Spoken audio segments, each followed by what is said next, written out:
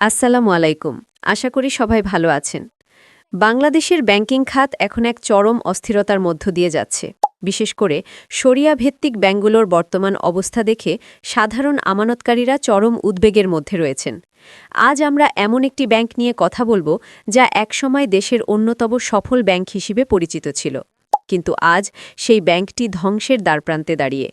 হ্যাঁ, আমি কথা বলছি সোশ্যাল ইসলামিক ব্যাংক বা এসআইবিএল নিয়ে।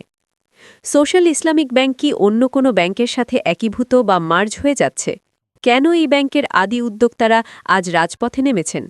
আর সবচেয়ে বড় প্রশ্ন হল ২০১৭ সালে গোয়েন্দা সংস্থার নাম ব্যবহার করে কিভাবে এই ব্যাংকটি দখল করা হয়েছিল।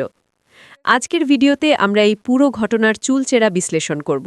ভিডিওটি শেষ পর্যন্ত দেখুন, কারণ ভিডিওর শেষে আমি আপনাদের এমন কিছু গোপন ও গুরুত্বপূর্ণ তথ্য দেব যা আপনি পূর্বে কখনোই কল্পনাই করেন নাই। চলুন শুরু করা যাক। শুরুতেই আমাদের ফিরে যেতে হবে ২০১৭ সালে।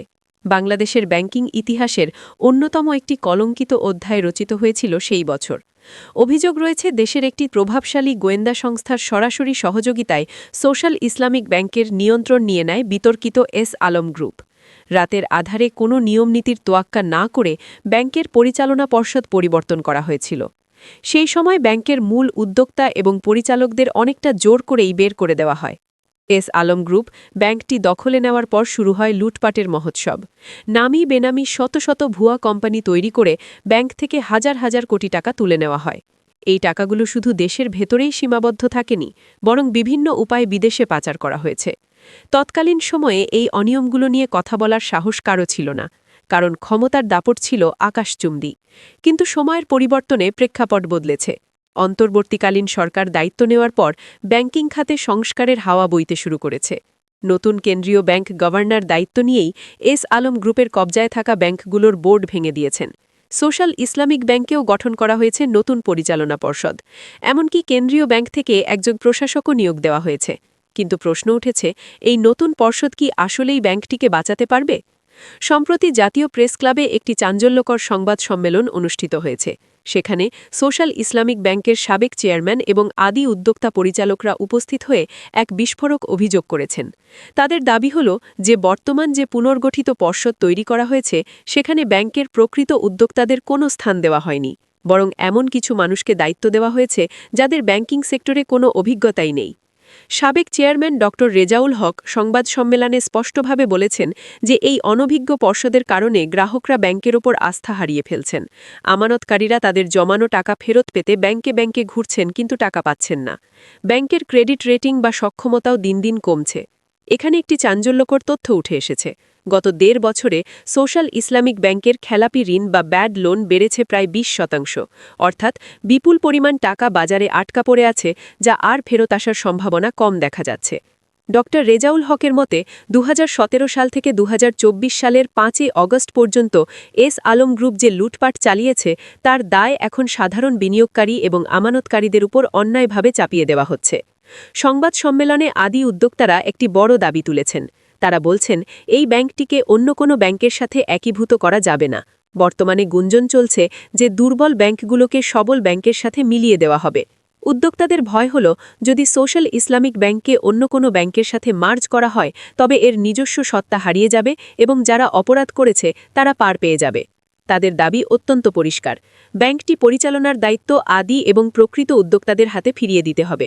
তারা বলছেন, ব্যাংকটি পুনরুদ্ধারে ইসলামিক ডেভেলপমেন্ট ব্যাংক বা আইডিবি সহ অনেক দেশি বিদেশি বিনিয়োগকারী বিনিয়োগ করতে আগ্রহী, কিন্তু তারা তখনই টাকা বিনিয়োগ করবেন যখন তারা দেখবেন যে ব্যাংকটি দক্ষ এবং সৎ মানুষের হাতে পরিচালিত হচ্ছে।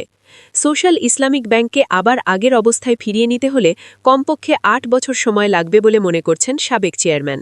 এই দীর্ঘ সময়ে ধাপে ধাপে খেলাপি ঋণ আদায় করতে হবে এবং গ্রাহকদের আস্থা ফেরাতে হবে। গ্রাহকদের ডিপোজিট সুরক্ষা এবং ব্যাংকের তারল্য সংকট মেটানোই এখন সবচেয়ে বড় চ্যালেঞ্জ। এখন প্রশ্ন আসতেই পারে, সাধারণ আমানতকারীদের কি হবে? যারা তাদের সারা জীবনের সঞ্চয় এই ব্যাংকে রেখেছেন, তারা কি তাদের টাকা ফেরত পাবেন? আদি উদ্যোক্তারা বলছেন, যদি পর্ষদ সঠিকভাবে পুনর্গঠিত হয় এবং বিদেশি বিনিয়োগ আসে তবে গ্রাহকদের চিন্তার কোনো কারণ নেই। কিন্তু বর্তমান যে অনভিজ্ঞ পর্ষদ রয়েছে তাদের মাধ্যমে এই বিশাল সংকট কাটিয়ে ওঠা প্রায় অসম্ভব। দর্শক, আপনারা নিশ্চয়ই ভাবছেন, সোশ্যাল ইসলামিক ব্যাংকের এই সংকটের শেষ কোথায়? এই ব্যাংকটি কি আবারও সেই গৌরবময় অতীতে ফিরতে পারবে নাকি এটিও ইতিহাসের পাতায় হারিয়ে যাবে? এটি নির্ভর করছে সরকারের সঠিক সিদ্ধান্ত এবং ব্যাংকিং খাতের সুষ্ঠু তদারকির ওপর। এবার আসি সেই বিশেষ অংশে যার কথা আমি ভিডিওর শুরুতে বলেছিলাম, এমন কিছু তথ্য যা শুনলে আপনার গায়ের লোম খাড়া হয়ে যাবে। আপনারা কি জানেন, যখন এই ব্যাংকটি দখল করা হয়েছিল তখন অনেক পরিচালককে অজ্ঞাত স্থানে নিয়ে গিয়ে পদত্যাগপত্রে সই করানো হয়েছিল। শুধু তাই নয়, এস আলম গ্রুপ ব্যাংকটি থেকে যে হাজার হাজার কোটি টাকা লোন নিয়েছে তার বিপরীতে যে সম্পত্তি মর্টগেজ রাখা হয়েছে তার বেশিরভাগই ভুয়া বা অনেক গুণ বেশি দাম দেখিয়ে রাখা হয়েছে। অর্থাৎ যদি ব্যাংক সেই সম্পত্তি বিক্রি করতে যায় তবে লোনের 10% টাকাও উদ্ধার করা সম্ভব হবে না। এর চেয়েও ভয়ঙ্কর তথ্য হল, ব্যাংকের কিছু অসাধু কর্মচারী এস আলম গ্রুপের সাথে আতাত করে এমন কিছু গোপন অ্যাকাউন্ট তৈরি করেছিলেন যেগুলোর কোনো হদিশ সাধারণ অডিটে পাওয়া যায়নি। এসব অ্যাকাউন্টের মাধ্যমে বিদেশে টাকা পাচার করা হয়েছে খুব সূক্ষ্মভাবে। আর এই পুরো প্রক্রিয়াটি সম্পন্ন হয়েছিল মাত্র কয়েক বছরের মধ্যে, যা বর্তমান সময়ে তদন্তকারীদের ভাবিয়ে তুলছে।